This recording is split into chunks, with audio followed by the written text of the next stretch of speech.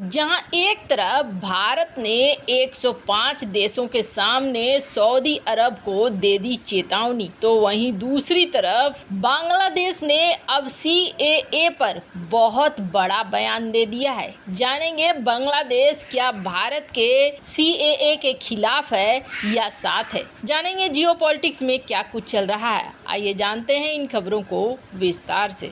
105 देश, 12,000 डेलीगेट्स और इन सब के बीच में भारत के मंत्री ने ताबड़तोड़ एक्शन ले लिया, जिसकी उम्मीद नहीं की जा रही थी। वैसे आपको बता दें, यूक्रेन युद्ध शुरू होने के बाद से ही अलग अलग मुद्दों पर भारत के खिलाफ प्रोपेगेंडा चलाने वाली पश्चिमी देशों की मीडिया को भारतीय विदेश मंत्री एस जयशंकर के बाद पेट्रोलियम मंत्री हरदीप सिंह पुरी का भी करारा जवाब मिला। इन्होंने जिस तरीके से मोर्चा संभाल कर रखा है, वो मोर्चा बेहद कारगर सिद्ध होता दिख रहा है। हाल ही में हरदीप सिंह पुरी, जो हमारे पेट्रोलियम मंत्री हैं, उनसे न्यूज चैनल CNN की प्रसिद्ध एंकर ने ऐसे सवाल कर दिए जो शायद कोई और बैठा होता तो उसके लिए उत्तर देना बहुत मुश्किल हो जाता। भारत के खिलाफ गलत आंकड़े भी पेश कर दिए, प्रोपेगेंडा फैलाने की भी कोशिश की गई। लेकिन इन सब के बीच में एक सवाल था जिसने हरदीप सिंह पुरी को पूरी तरीके से भड़का दिया। दरअसल एंकर ने ये पूछा कि कोई नैतिकता नहीं है कि आप रूस से खरीद रहे हो। तब पेट्रोलियम मंत्री हरदीप सिंह पुरी ने कहा, हम भारत के 1 अरब 30 करोड़ उपभोक्ताओं और जनता के प्रति अपना नैतिक कर्तव्य निभा रहे हैं। भारत एक विशालकाय आबादी वाला देश है, दुनिया की 5वीं सबसे बड़ी अर्थव्यवस्था है। हमने ईरान मामले में प्रतिबंधों को माना। हमारा दायित्व बनता है कि हम अपने देश के जनता को जवाब दें। हम X या Y से तेल नहीं खरीदते हैं, तो भी हमें उपलब्ध कराता है, हम खरीद लेते हैं। जिस तेल कंपनी से हमें सस्ता मिलता है, हम खरीद लेते हैं। पिछले महीने भारत ने सबसे ज्यादा रूस से नहीं बल्कि इराक से तेल खरीदा है। वैसे आपको बता दें, पिछले साल सऊदी अरब दूसरा देश था जो सबसे ज्यादा तेल भारत को बेचता था,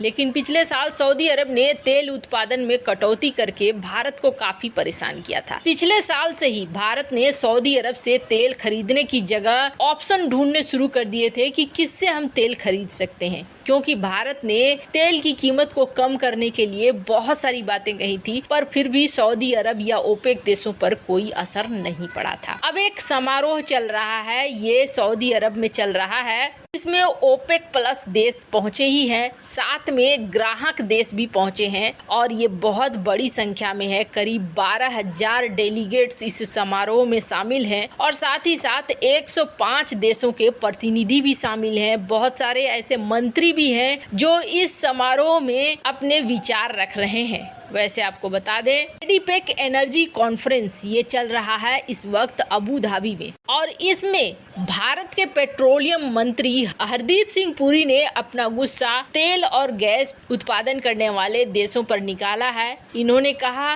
कि अभी जो कुछ आप कर रहे हैं उसका परिणाम भी भुगतना पड़ेगा। बात भी सही है, ओपेक प्लस देशों के प्रोडक्शन कट का असर दुनिया भर में तो दिखेगा ही। आर्थिक तौर पर महंगाई बढ़ेगी। महंगाई बढ़ने का मतलब है दुनिया के बहुत ऐसे देश होंगे जो धीरे धीरे गरीबी से निकल रहे थे, उनकी बड़ी जनसंख्या गरीबी में वापस चली जाएगी। हालांकि ओपेक प्लस देशों ने ये कहा है कि नहीं, ये तो हम सिर्फ मार्केट को स्थिर करने के लिए कर रहे हैं और कोई बड़ी बात नहीं है। लेकिन कम से कम भारत ने इतनी हिम्मत दिखाई कि 105 देशों के सामने भारत ने UAE, सऊदी और ओपेक प्लस देशों को चेताया जरूर है, जो बेहद जरूरी था। खैर, ये आने वाले संकट से बचने की एक कोशिश थी, क्योंकि सचमुच ओपेक देश जो कर रहे हैं इस वक्त, ओपेक देश सिर्फ अपने लिए पैसा बनाने की सोच रहे हैं। जो महामारी काल में उन्होंने पैसा नहीं बनाया, पैसा नहीं बना पाए, उस हानि को पूर्ति करने का ये सही समय सोच रहे हैं।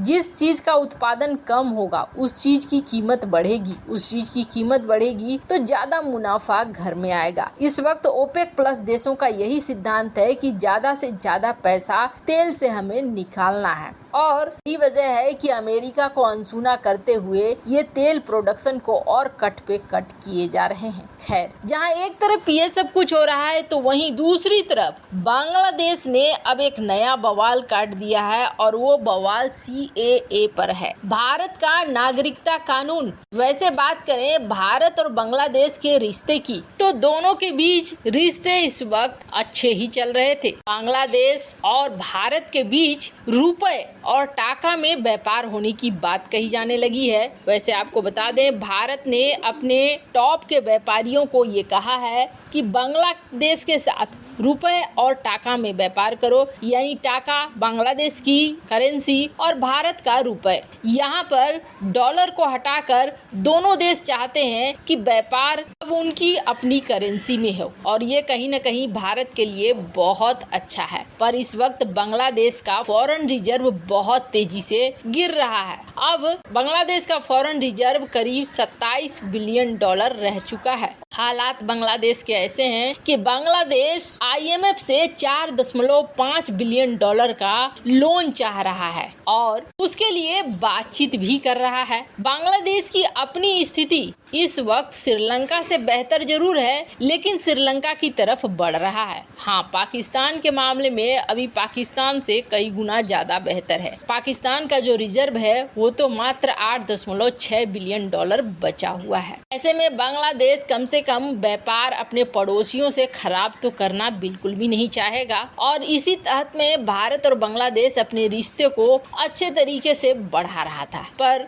बांग्लादेश के एक मंत्री ने इतना बड़ा बयान दे दिया है जिस बयान को जानना भारत के साथ साथ पाकिस्तान, चीन के लिए भी बहुत जरूरी है। नागरिकता संशोधन अधिनियम यानी कि CAA को लेकर बांग्लादेश के सूचना और प्रसारण मंत्री हसन महमूद ने एक बड़ा बयान दिया है। उन्होंने कहा कि CAA भारत का आंतरिक मामला है और हम इस मामले में दखल नहीं देना चाहते हैं। मैं इस पर कोई टिप्पणी नहीं कर सकता हूं कि भारत के सुप्रीम कोर्ट में याचिका दायर की गई है, कानूनी मामला है, ये सब कुछ भारत का अपना मामला है। वैसे आपको बता दें, भारत के सुप्रीम कोर्ट में CAA को चुनौती देने के लिए जो याचिकाएं आई है उसमें 6 दिसंबर को बहस होनी है। पर इन सब के बीच में बांग्लादेश ये कह रहा है कि हम दोनों अपने रिश्तों को मजबूत रखना चाह रहे हैं। पिछले सितंबर में मैं बंगबंधु मीडिया सेंटर का उद्घाटन करने के लिए आया था। साथ ही साथ उन्होंने ये भी कहा कि 1971 में जिस तरीके से भारत ने हमारी मदद की है वो मदद हम नहीं भूल सकते हैं। 1971 युद्ध के दौरान भारत में 10 मिलियन लोगों को शरण दी गई। मंत्री ने कहा कि भारत ने न केवल अपनी सीमाएं खोली बल्कि भारतीयों ने बांग्लादेश के शरणार्थियों को उनके घरों में शरण दिया। मंत्री हसन महमूद ने आगे ये कहा कि भारतीय सेना ने हमारे साथ लड़ाई लड़ी है, हमारा रिश्ता खून से जुड़ा हुआ है और वो कभी अलग नहीं हो सकता है। PM हसीना और मोदी ने इन रिश्तों को और ऊंचाई पर पहुंचाया है। खैर, आपको क्या लगता है, समय आने पर बांग्लादेश भारत को धोखा दे सकता है या नहीं? कमेंट कर अपनी राय जरूर बताएं।